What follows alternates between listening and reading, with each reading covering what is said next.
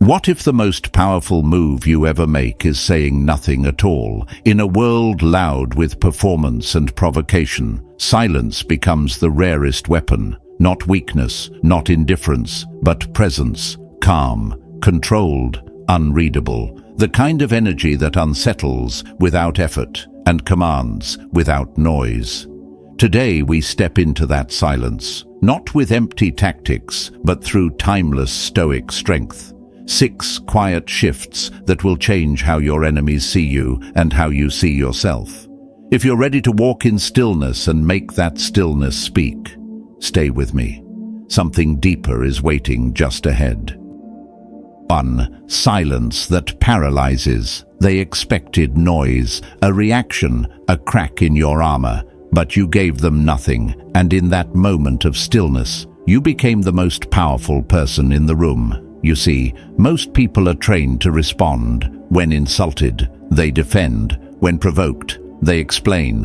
When attacked, they retaliate. They believe reacting is strength, but in truth, it is submission disguised as resistance, because when you react to the enemy's game, you admit they had control. They pulled the strings. They dictated your emotions, and that is not power. That is surrender. True strength is measured by what you can endure without losing yourself. When someone hurls their venom and you remain unmoved, you deny them victory.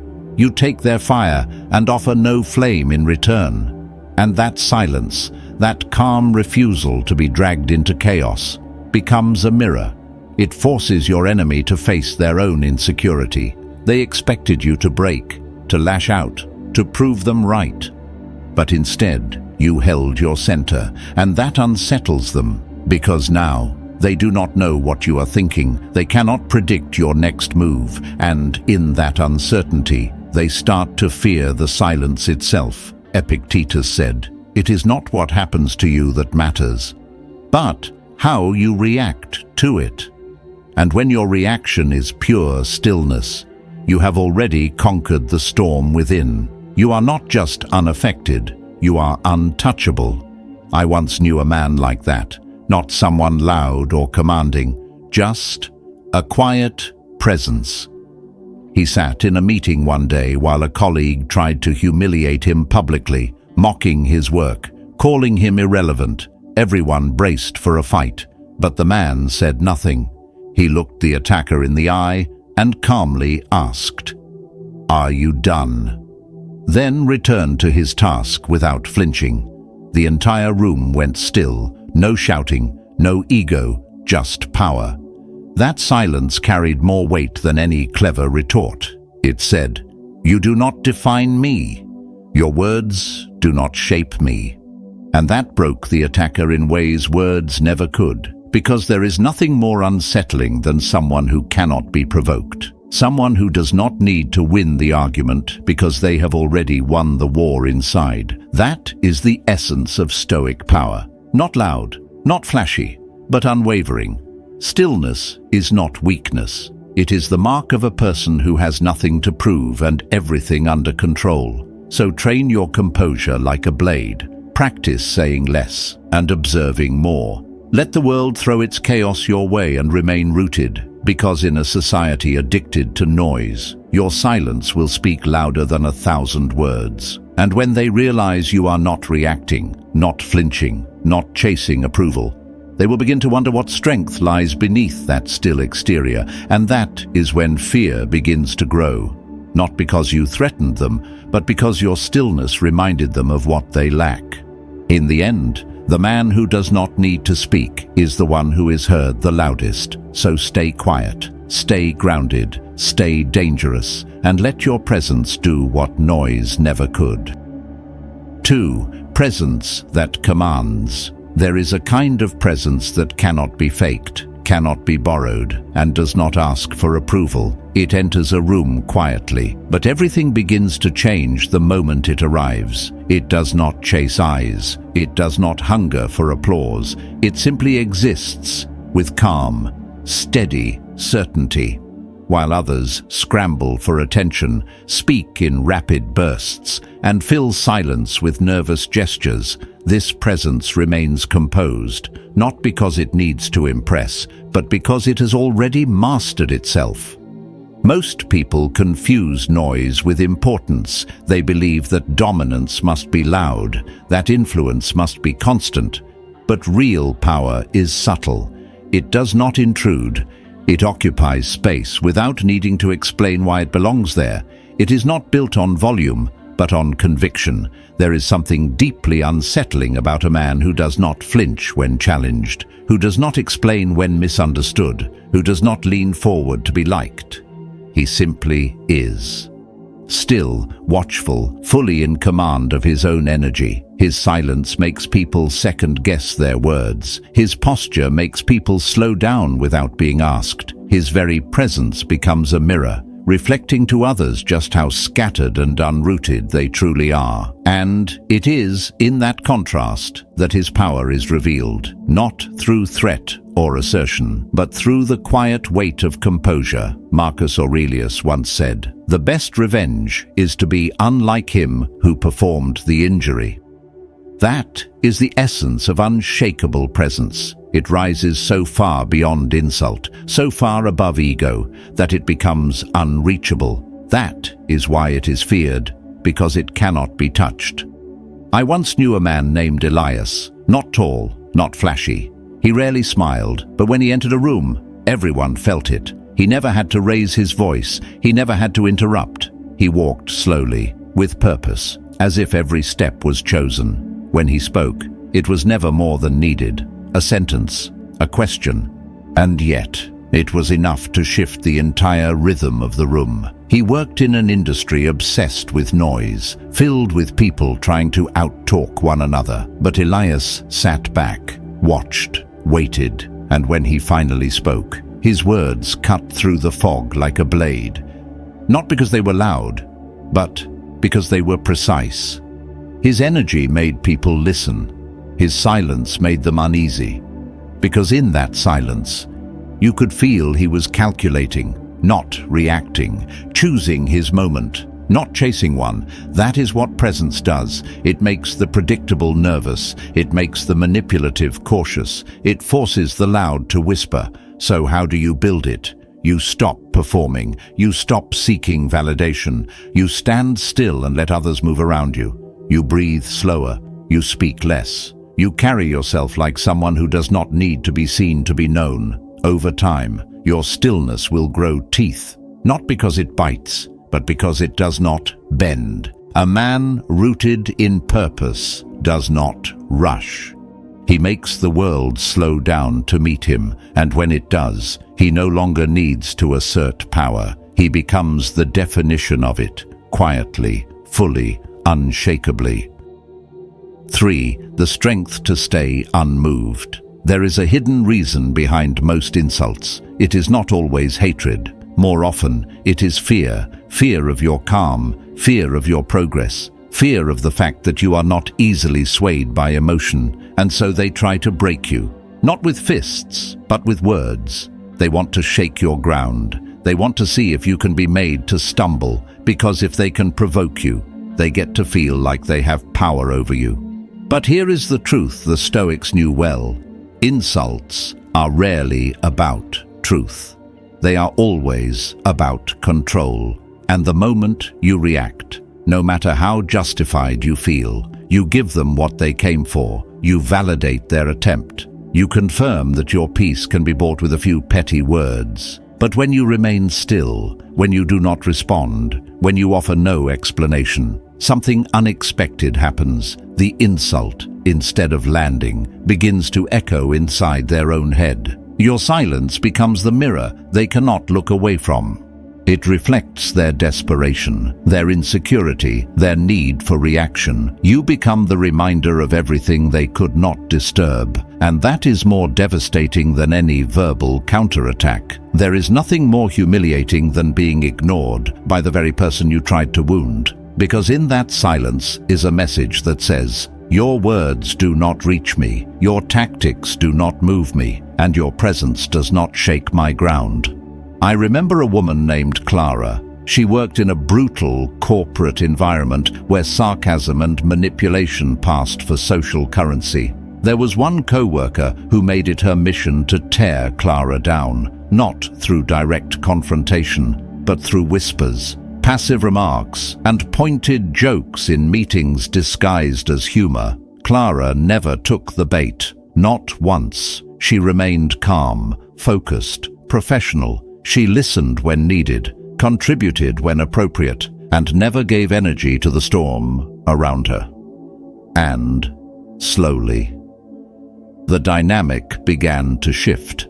The more her enemy tried to provoke her, the more obvious the desperation became, the louder the insults, the more ridiculous they appeared, until one day, the laughter died, the whispers stopped, and the woman who once controlled the room with cruelty found herself speaking into silence. Clara never raised her voice. She never exposed her attacker. She simply remained unmoved. And in doing so, let the enemy collapse under the weight of her own bitterness. That is what Stoicism teaches us. Do not lower yourself to match the energy of those who seek your collapse. Let the insult fall flat against the wall of your composure. Let the attack dissolve in the emptiness of your stillness. As Epictetus said, if someone speaks ill of you, say only, he clearly does not know me very well. Do not explain yourself. Do not feed them your clarity. Do not trade your peace for temporary satisfaction, because a man who does not defend himself is either defeated or beyond reach. Choose to be the one they cannot reach. Let your dignity speak louder than your words. And the next time someone throws an insult your way, do not smile to prove you are unaffected. Smile because they never even reached the part of you that matters. That is the quiet strength that silences the world. 4. The power of mystery. People do not fear what they understand. They fear what they cannot see clearly, what they cannot predict, what they cannot control. And the moment you become unreadable, you become dangerous, because power begins where predictability ends. When others can map your thoughts, trace your patterns, or anticipate your reactions, they start to build leverage. They use your ambition to bait you. They use your pain to manipulate you. They use your routine to weaken you. And they do this not because they know you deeply, but because you gave them too much. You spoke too often. You explained too much. You tried too hard to be known. The more you reveal, the easier you become to move. That is why the quiet man, the one who does not explain himself, the one who speaks when needed and holds back the rest, becomes a puzzle no one can solve. He becomes a presence others cannot navigate. He becomes the storm that never announces its path. You do not need to lie to protect yourself. You do not need to create distance with coldness. You only need to stop giving people more than they have earned. You need to create space between your soul and their curiosity. And you need to keep some things sacred. Because what is fully revealed becomes exploitable, but what is held with discernment becomes powerful. The Stoics understood this instinctively. They did not pour their hearts into the crowd. They did not live loudly or chase the illusion of being understood by everyone. They moved with restraint. They shared what was necessary, but they kept their center guarded. Seneca once wrote, "It is a great thing to know the season for speech and the season for silence." And sometimes, silence is not only a virtue, it is a defense. A man who is unreadable is not closed. He is aware. Aware that vulnerability is sacred and should not be handed to those who have not shown respect for it.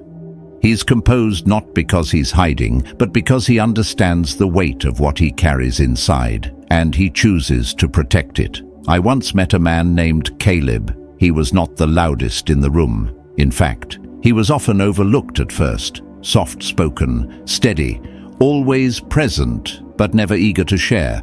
When people asked him personal questions, he would respond with a gentle smile, a light deflection, and then change the subject with grace. He was not avoiding.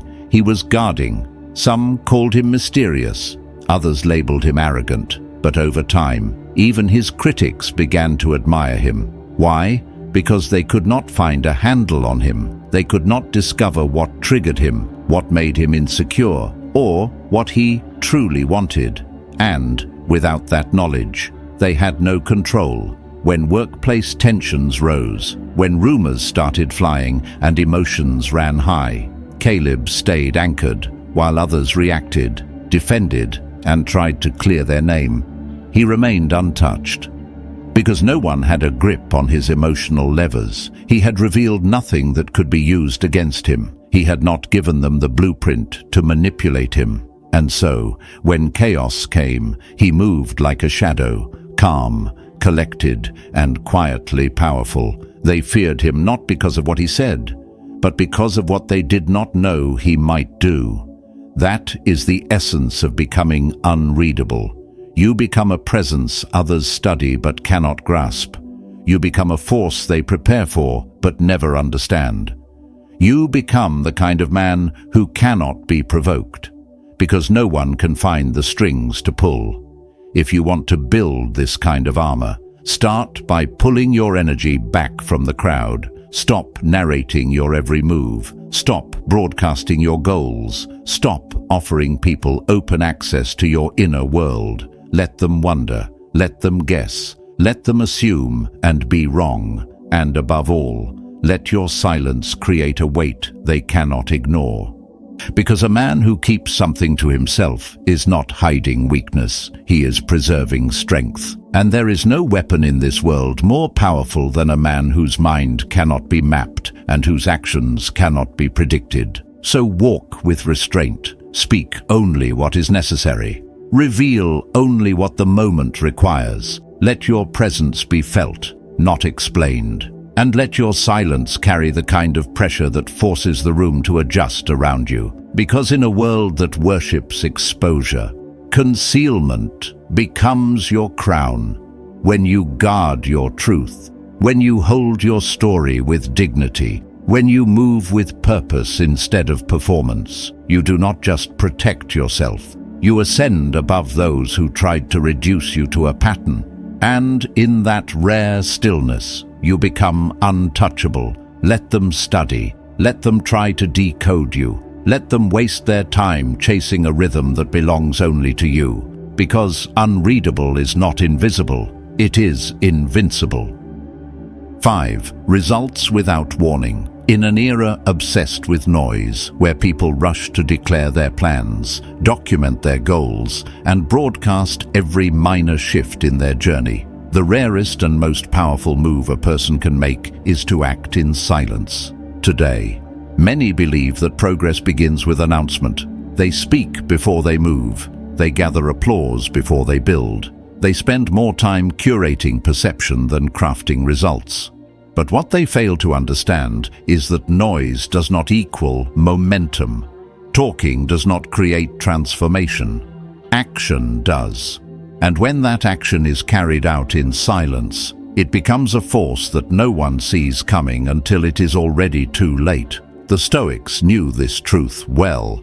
They never sought credit before impact. They did not use their philosophy as decoration. They embodied it through disciplined living. No speeches, no slogans, just relentless internal alignment. Epictetus said, "Do not explain your philosophy, embody it." And that is where real power begins, not in promising change, but in quietly becoming it. Because the moment you stop explaining what you will do and instead begin to do it without needing recognition, you place yourself beyond interference. People cannot resist what they cannot see, they cannot sabotage what they cannot track, and they cannot stop what has already happened. I once knew a woman named Samira. She was brilliant, but not loud, driven, but not boastful, in a workplace filled with people who competed for attention by talking endlessly about their next promotion, their side ventures, their grand strategies.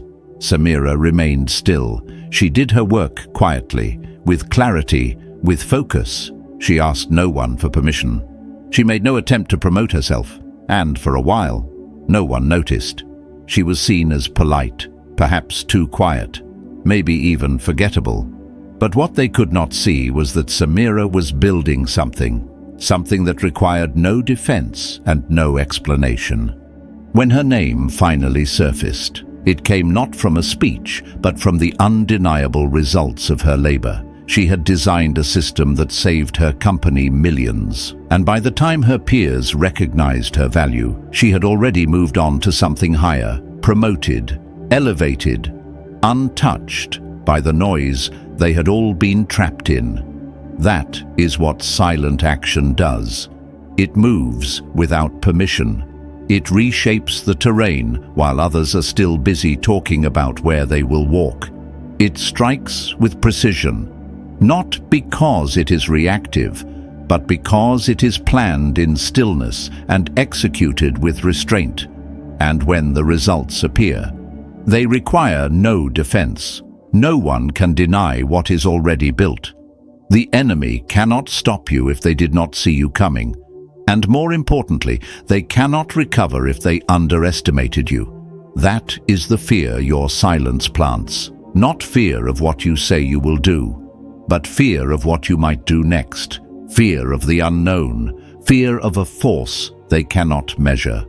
So if you want to cultivate unshakable power, begin with quiet effort. Shut the door, eliminate the need to be seen, work while others perform, build while others speak. Let your ambition become sacred, not content. Let your labor echo in your absence. Do not warn people.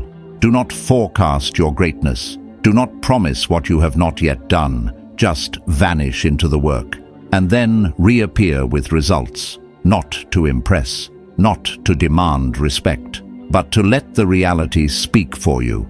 Because in the end, what makes the silent man dangerous is not his voice. It is his ability to act without alerting the world. And when that kind of man walks into a room, he carries something far greater than noise. He carries tension, mystery, power. And that, more than any speech, is what makes enemies tremble. So act in silence. Let your discipline speak louder than ambition. Let your stillness strike before your words ever arrive. And when they finally turn to look, let them see not a promise, but a presence that already changed everything. 6. Unapologetically real. There is something profoundly unsettling about a person who no longer needs approval. In a world built on applause and calibrated smiles, where every move is carefully shaped to please, conform, and belong, authenticity becomes a kind of silent rebellion.